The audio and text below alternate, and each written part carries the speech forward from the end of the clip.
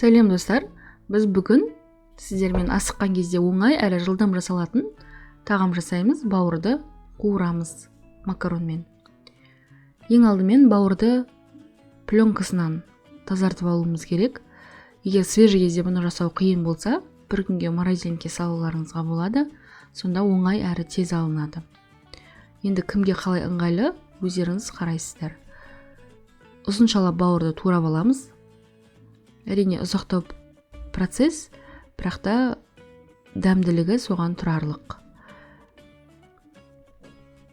Көбіне біз етті тағамдарды тұтынған кезде басты етке назар аударамыз да, ал бауыр субпродукт болып саналады, суп өнім.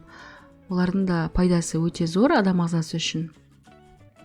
Бұл рецепттерге көңіл бөлінбей қалады. Сондықтан бүгін осындай рецепт жазуды жөн көрдім. Міне, бауырымызды жақсылап турап алдық. Одан кейін сұйық майды қызып тұрған табаға құйып, қызғаннан кейін пиязды жақсылап сарғайғанша қуырып аламыз. Бауырдың өте тез пісетінін сіздер білетін боларсыздар. 1-2 минут жарамды. Егер одан асып кететін болса, ол қатып кетеді бауыр.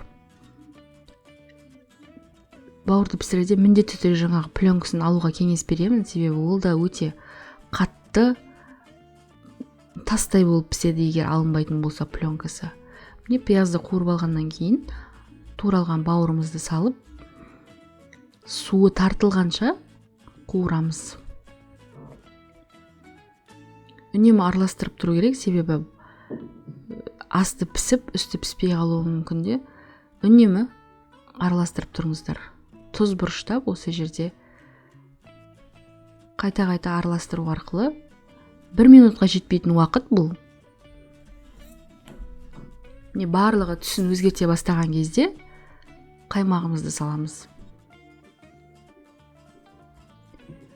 Бауырға чеснок қоссаңыздар өте дәмді болады. Мен балдар ұнатпайтын болғаннан кейін салмадым, бірақ дәмі өте керемет болады. Өзіме чеснокпен қатты ұнайды. Чеснокты егер салатын болсаңыздар, осы жерде қосып жіберулеріңізге болады, теркадан өткізіп. Міне қаймақ қостым да, жақсылап араластырып, бетін жауып қойдым.